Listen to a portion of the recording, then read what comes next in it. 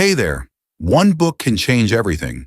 Discover revelations that spark courage, ignite dreams, and remind you who you truly are. From timeless classics to bold new voices, find your next inspiration in every page of Dr. Segun Olugbemi's books, such as Lessons from 30 Years of Marriage.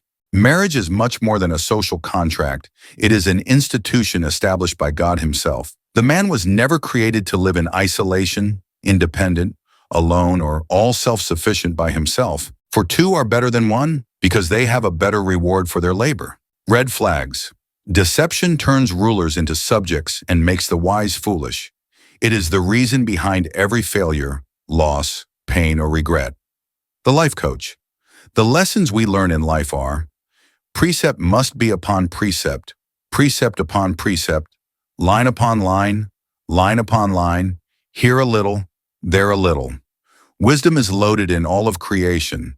Therefore, the responsibility of discovery is on you. Defeating the mother frog syndrome.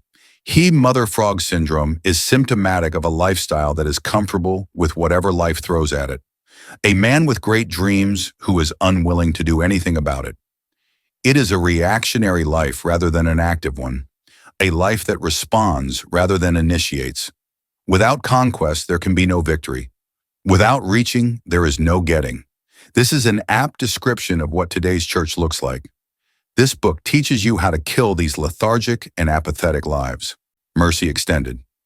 The vision that has led to this timely exposition on the rising new Church of Jesus Christ is clearly detailed in this book. It distinguishes between the Solomon Church and the Davidic Church, the significance of the donkey upon which no man ever sat on the occasion of the triumphant entry, vis-a-vis the present-day reformers in the rising church who have an understanding that Jesus Christ is either Lord of all or not at all. Prophetic confrontation. Prophecies are divine and accurate foretelling of the future to an individual, group, or nation by God. However, the recipient of prophecy has a key role to play in seeing it come to pass as foretold and benefiting from it, since most prophecies are conditions. Silent years. The silent years are the years we spend without being noticed. They are years of thorough preparation of a vessel by the Master Himself for His unique use. In this jet age of fast food, fast information, online church, online Bibles, and fast Christianity, many Christians, leaders inclusive, do not see the need to truly wait on God as in the days of Elijah. Obadiah Commission. There is a reason the word independence is not used in any translation of the Bible. One of the reasons is that God never meant for us to independent of Him or one another. We are to be dependent on God and interdependent on one another. Lessons from the Patriarchs, Volume 1 and 2. Every information in the Bible has a message for us.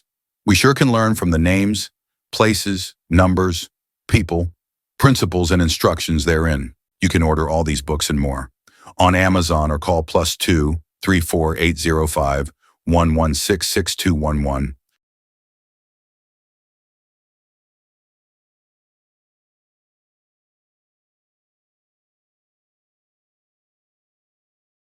Hello there, welcome to the Life Coach. I'm your host, Segun Olugbemi, and today I'd like to share something very, very important with you. And that's freedom from the Messianic complex. What am I trying to say? Messianic complex refers to the belief that individuals see themselves as a Messiah, destined to solve all problems, to assist everyone, preach at every opportunity, counsel at every given moment, serve all, and be available at all times. It's a very dangerous complex. This especially, happens to people who are generous, who are loving, who are caring, who are just out there to help people. Sometimes it is those in caregiving profession like preachers like health workers, doctors, nurses, CNAs, and all that stuff. Or sometimes you are just by nature a generous individual. You are good, you are kind, you are simple, you are loving, you are easygoing, you want to help everybody. You are you are just generous. and what people can put on the other extreme of generosity, of love, kindness, and goodness. The danger of this situation is that help and support can become so overwhelming. Your immediate family might not even enjoy a quarter of what you offer outsiders. Everybody else sees you as a wonderful individual, an all passionate, loving, caring, sweet Messiah. Every time we call on you, she's always there. He's always around. They see you as, over generous. You're just the right person to go to. But the situation can be overwhelming. Your immediate family might never even see that side of you because they feel you are never available, you are never present. When you want to have intimate relationship with your husband, you are talking about helping people. When you ought to spend time with your kids and your family, you are talking about, you are busy on the phone, counseling with people, praying with people, helping others. And those in your immediate environment can be overwhelmed. It can create a level of repulsion on the inside of them. They become repulsed by that. Then they develop, conducts, behaviors antithetical to what you are used to doing because they feel that you gave their time, their affection, their love to other people. It can be overwhelming for those who are around you. It can potentially distract you from what you're called to do, what your main goal and purpose is in life. And it can consume you as the caregiver, as the one who supports people, who help others, who does all. It can consume you. It can consume you. A minister, it can consume your ministry. It can destroy you. Because then you are so busy helping others and you might not be receiving equal amount of attention that you also need. And this focus can grow to the point where one specific area, particularly helping others, can dominate life and work, causing neglect in other important aspects of your life and even ministry. This was why the apostles, even in the Bible, were saying, we cannot continue to serve tables. Now the multitude of believers that have come up, many people, Gentiles, Jews from different nations, have come to believe on Christ, and their church had grown so big. But now there's murmuring, there's complaining about feeding. And then the early apostles figured out that if we give attention to feeding people, but we neglect the important thing of sharing the word that the Lord himself has given to us, the work he has given us to do, then we will, at the end of the day, be serving tables instead of serving people. So they had to delegate their assignments. Sometimes we always assume that everyone, wherever we find ourselves, it is good. It's a good mindset, it's a good development, it's a good self-practice, it's a good way to build up, it's a good way to affect humanity, that you prepare to serve all the time. Wherever you find yourself, you are there to serve. It's an opportunity to serve. But don't forget that service can produce different results. Sometimes it's just to show up on behalf of God, or on behalf of someone, to say somebody is available to help. Not everybody is prepared for help. Not everybody is ready to accept help. There's something that I saw in Acts of the Apostles. There's a principle with God in Acts 14:17 or so. And he says, God has not left himself without a witness. Sometimes what you are to do to people or do for people is just not necessarily to solve the problem, but to witness against them that there was help that was made available to you. You didn't take it. You can't unravel every riddle. Instead, you may just be called to be a witness.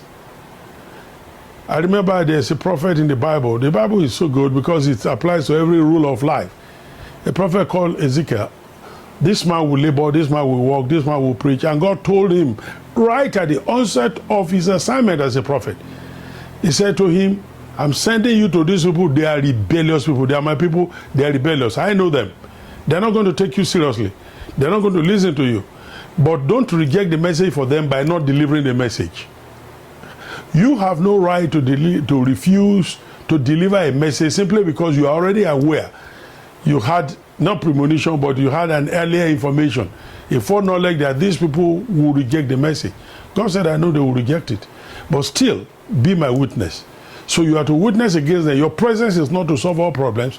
Your presence is just to be a witness on my behalf to say, this guy had opportunity, he didn't take it. And so that's what you need to know, that this too is a form of assignment, it's a form of ministry.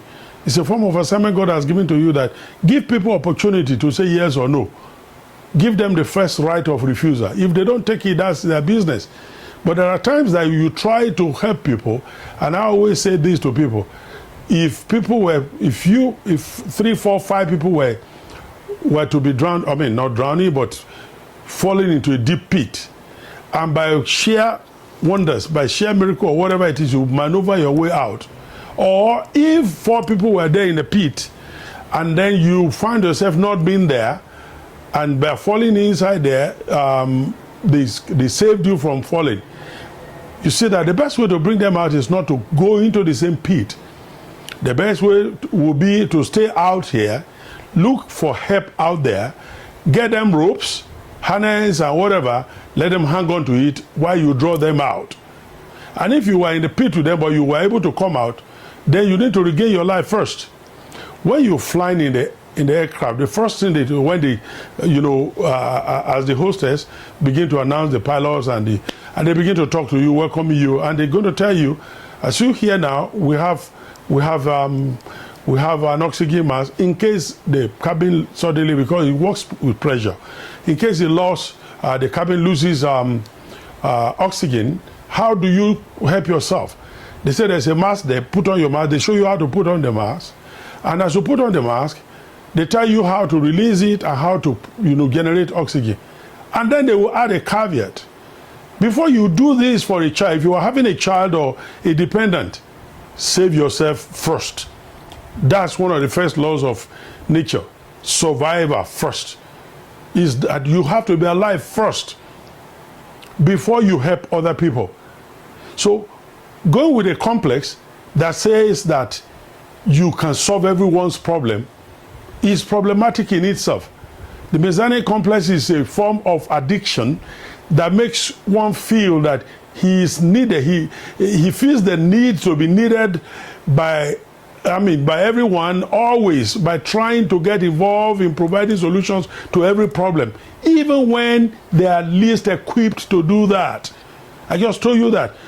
If you are not, if you met people that are in the prison, or that are falling into the pit and all that, you don't go into the pit. You don't have ropes, you don't have ladder, you don't have harness, you don't have anything to help them out. What do? You're going to look for people that will help. You go first, look for people that will help, and then you call on them. They come with ropes, come with different things to be able to, pull up these people from this danger. If you are not equipped for it, you are not supposed to do that. And sometimes even when you are equipped, there's something that happened to me many years ago. I was in the US, and I saw an elderly woman struggling with a walker, and she was writhing in pains. And then she came out of her apartment. She had called Access a Ride, these vehicles for invalid people or disabled people or, dependent people. And he had called Access a Ride, but she couldn't even walk from, she managed to come out of her apartment, and here she was. This happened in New York. And she was writing in pain, and I was passing by. And guess what? I found people from a distance, they already pulled out their phones, and they were recording this woman. So I stopped to talk with her. But because I knew this thing, I typically, when a person falls or had an accident, the first thing say, in other nations, what we'll do, if you are in my country, what we'll do is to rush there and help. But in America, it doesn't work that way. You want to ask the person, are you okay? Do you want to? Do you need me to call 911? Should I call emergency? Should I do? If the person says no, you go off. And that's contrary to the way we are raised. It's contrary to our humanity in this part of the world, or the mode of operation. We just get in there and save people. But no, you talk the person who say you are the one that broke his back and can sue you for it. And so, as I stood by this woman, I said, I'm so sorry, ma'am. Is there any way I can help you? I quickly asked, is there any way I can help you? And then he said, yes, you can help me. I said, what can I do? She said I should help her sit on, her chair, the wheelchair. Now, meanwhile, she walked out with a walker, but she couldn't even sit because of the pains. And I helped her to sit down. And then, can I do anything else? He said I should move her to where the vehicle will come. I moved her with a wheelchair. Said, when I turned my back, I had seen many people with their, cameras out recording, and they were filming all this and all that. And I could see that this is a very different society. But then, the humanity in me was pulling me to help. But I learned this, that same person can say, you are the cause of my problem, and they sue you for it. So what do? I ask the question, can I help you? What do you want me to do? Because sometimes you just have to find out if those people really need help. Some people we try to offer help don't really need help. They just want something different from what we're offering them. Do you understand? Messianic complex refers to the overwhelming desire and sense of responsibility to solve every problem presented to you. While it is great, and you may want to help, it is important to recognize that you may not always be the solution. In fact, what you want to offer might not be the solution. Okay, let me share something with you. Funny, but it's true. In northeast of Nigeria, in Maiduguri in particular, there were these IDP guys. I mean, these guys who have been displaced, internally displaced persons, and they were on their camp. And in the camp there, we had this NGO that came in there and found that they had no water. So they went in and dug a borehole for them. You would think they've solved the problem, right? Wrong. 2 weeks after that, it was vandalized. They destroyed that. And then when the people went there to find out what is the problem, why did you vandalize this? What happened? We came to solve problems for you and all that. And some of the elders gathered to meet with the NGO leaders, and they said, you created another problem when you thought you have solved this. And they said, what problem? They said, it's about 2 miles, about 1.5 miles, about 2 miles from where they were, that they could get water from the stream. And we send our children out to go get water, during which time we as couples can have intimacy.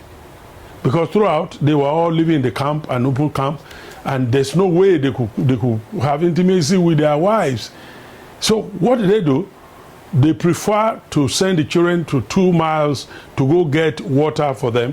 While the children were gone, they had intimacy. But the NGOs just came in and said, these guys need water, let's give them water. Dug a borehole, gave it to them. The people vandalized it and said, you created another problem, no more room for intimacy. The children are always in our face. They're always in our face. We want to solve this problem, so we're going to take it off. Will you please take off your borehole?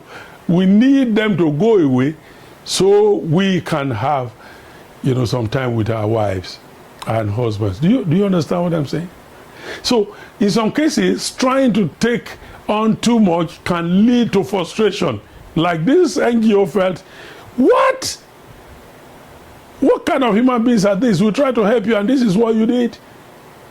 But the issue is that they were trying to solve problem with this Messianic complex, did not talk to the people, did not find out what their needs were, what was the felt need of these people, so that they could meet them at the point of that need.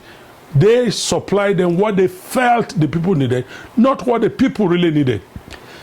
Because if you have not solved the problem of intimacy, then your water might be creating that problem. And they knew that they're going to have problems. They knew that their wives or their husbands won't be available when they need them. So what were they to do? Let's take advantage of when the children will go to the stream to get water for us, and then we have our intimacy. Do you understand what I'm saying? So Messianic complex things, he has all the solutions. He knows what to do. I want to be involved in every problem. If you had asked these people, they would have asked for something different, which will have solved a major issue for them, not what you did. In some cases, trying to take on too much can lead to frustration, wasted time, discomfort, and it will just eventually lead to aggravation. You are not happy with what you do. You don't get satisfaction. There is that level of dissatisfaction when you see you've given so much and the people are not appreciating. Partly because you felt you knew what they need and you never really did. It's perfectly, acceptable to say, I'm sorry, I can't help you at this time, right now. But you might want to reach out to someone else who can help them. This approach can save both time and relationships. Somebody came to me some years ago and we were discussing, and I've been trying to handle this person to help. I was helping financially, I was helping in many areas. And every time we speak, he takes you to step one. And you're trying to say, oh, but look at this, look at that, look at that. Then he takes you backwards again. And you're wondering, what is going on? The more you move, it's all movement, it's all motion without movement. We take 4 steps forward, we take 3 backwards and take 2 sideways. We're losing ground every day. So he walked up to me one day and I said, yeah, you said you have a brother in so-and-so place. He said, yes. You said it, give me his contact. I want to work with him so we can settle you. He said, let me ask my brother for you. I don't think I want you to talk to him. Oh, you don't want me to reach out to your brother? You don't want him to get involved? I said, okay, hold on. I know what you need. I walked into the room, got some money, put it in an envelope, and I put it in his hand and said, thank you so much.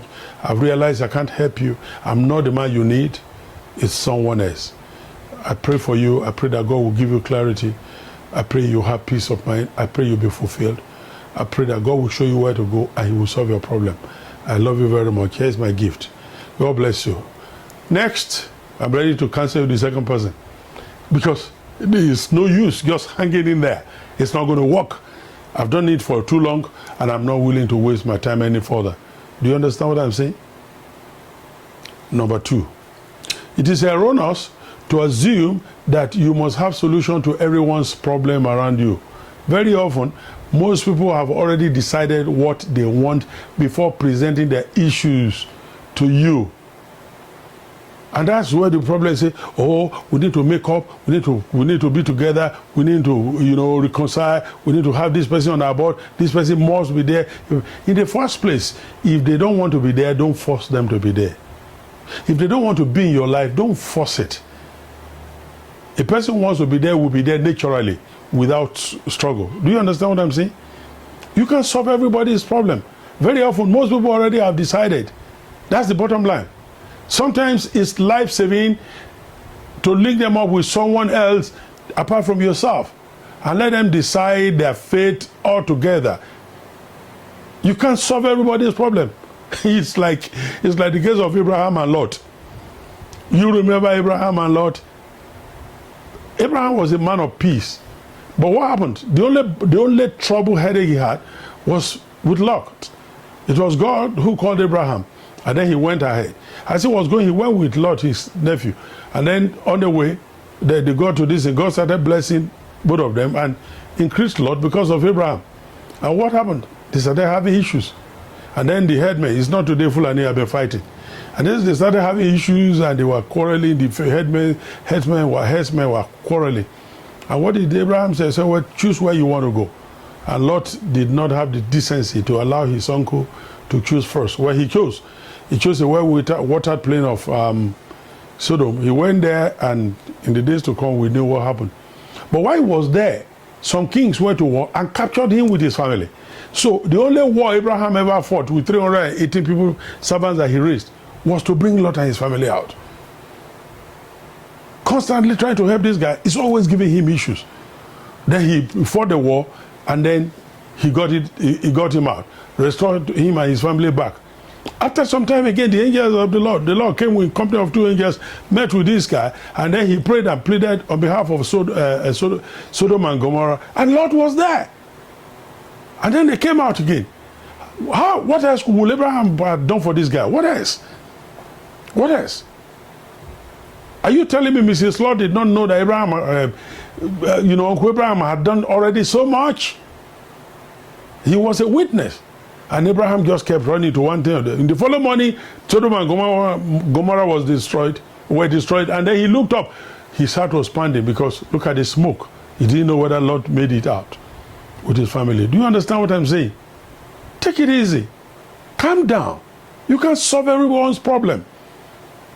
There are people who you are trying to reconcile with today, they are not interested in reconciliation. You didn't even know what you did against them. And then you keep talking. They have not even settled down to say, this is what you did. You say, please, I don't want you to go. What is it that I did? Tell me, I will beg. How that is it? Just go. And you've done everything in your power. And this guy will not even tell you what you did. So you can start to make up, because some cases you want to reconcile. Since you've lost trust, or they've lost trust in you, it's going to take time to regain it. You're going to prove to them that you're not faithful. You're going to reach back once and again, probably reach out to people to say, please talk to this man. I know I heard this man. I know I've I've really destroyed the trust. I've, expended the trust he had on me, but I'm sorry. Please tell him I will make it up. I will do. Okay, that is in order. But there are people that are just impossible. You want to solve this problem for them, it won't work. You try to reach out, they rebuff you. You move this way, they block you. You move that way, and everything you try to do to help them, they're not even seeing it. Then give them time. I say to people around me, the best way to raise an imbecile, an irresponsible, over-dependent, over-indulgent child is to bail him out of trouble every time he runs into one. You got to allow him to learn. Because God has put a lot of institutions on earth to govern this earth. One of them is family institution. The other one is governmental institution, church institution, school. Governmental institution includes the school system, includes the law system, the court system. So if they won't learn at home, they won't learn in church, they won't learn in religious system or whatever it is, they're going to learn when they get out there. If they get to school, the schools will handle them. If the schools can't handle them, they get to the society. Society will handle them. The law will apprehend them, lock them up, they go to jail, do time. When they come out, then they come with their senses. Do you understand what I'm saying? So you can't sit back there and think that you can solve everyone's problem and you are meant to solve it. It's not. Know when you have tried enough and then take the back seat. Let someone else try. It may be your language of communication. It may be your way of presenting it. It may be your style. It may be your persona. It may be something that they don't connect with. Then leave that. Every crazy man, every madman in psychiatric world has a whisperer, a gentle whisperer, to whom they listen. So everyone on earth has someone they defer to, and they will listen. The person knows how to whisper to them. The person knows how to talk to them, knows what to say, understands their logic, and they know how to present that. Use those people, okay? Even if it's a child, use those that will listen to you. You use siblings to communicate with others. Don't insist on being the Messiah. Unfortunately, my time has gone this time because I don't want to exceed this brief moment. Just learn the fact that you are not, you can't be a Messiah to everyone. I'll be joining you here again next week. I want you to enjoy me in all our social media platform and try to connect with us. Bring your friends and your family. Let's go to this channel. If you miss it, just go back over in our page on YouTube and Facebook and you will have it there. Save them on your device and watch them again in time to come. Join me here every Tuesday for the moment of transformation. Every Tuesday, 8 o'clock West African time, 8 p.m. West African time. That's GT+1. And every Friday, 8 o'clock for TLC, the life coach. God bless you.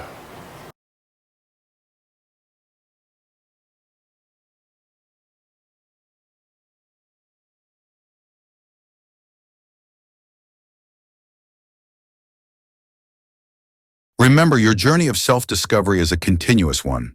Embrace the challenges, celebrate your successes, and never stop believing in your ability to grow.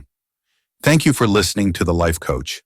Until next week, Friday, by 8 p.m., live a life filled with purpose and joy.